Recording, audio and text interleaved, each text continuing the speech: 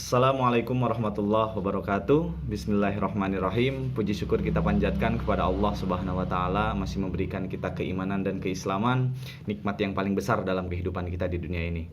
Salawat beserta salam semoga terlimpah curah kepada Nabi kita Nabi Muhammad sallallahu alaihi wasallam, kepada keluarganya, sahabatnya, tabi'in, dan kepada kita semua yang insya Allah terus berusaha menjalankan segala sunnah yang Rasulullah contohkan dalam kehidupan. Amin ya Allah ya Rabbal Alamin.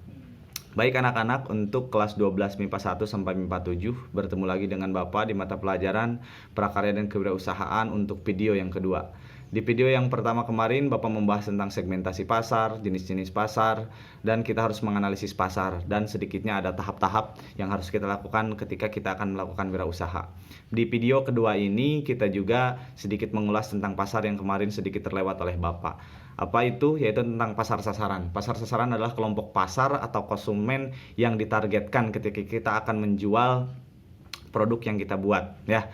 Menentukan pasar sasaran ini cukup penting, bisa dikatakan sangat penting, sehingga produk yang kita jual itu berada di tempat yang tepat, sehingga konsumen yang membelinya pun dapat tertarik pada barang yang kita buat, ya.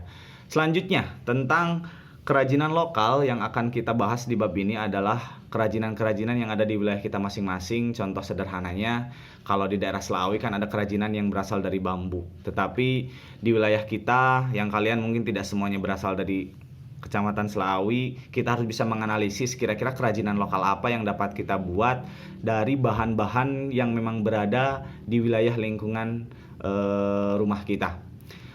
Dalam sumber daya usaha yang dibutuhkan untuk melakukan wirausaha kerajinan adalah yang pertama bahan baku atau materialnya, yang kedua kita harus memiliki teknik atau alat untuk membuat kerajinan tersebut, yang ketiga adalah kita harus berusaha memiliki keterampilan kepada produk yang akan kita buat.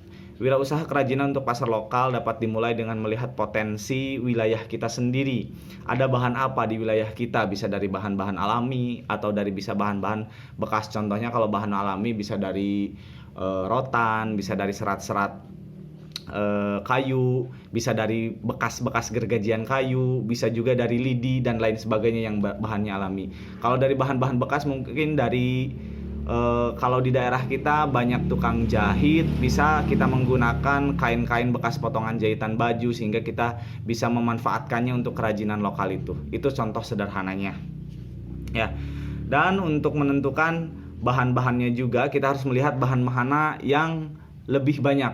Kenapa kita menentukan bahan yang lebih banyak yang tersedia di wilayah lingkungan kita? Karena supaya produk yang kita buat memiliki kualitas yang sama, memiliki kualitas yang standar, tidak berubah-ubah, sehingga bahan bakunya tetap tersedia dengan standar di wilayah kita, ya.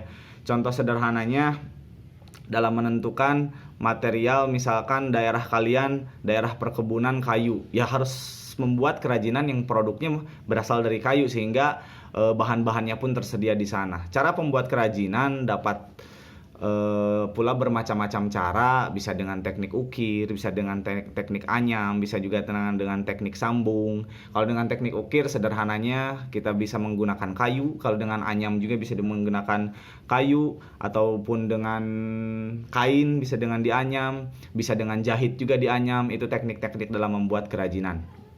Yang berikutnya di video ini Bapak pun akan membahas tentang perancangan produk.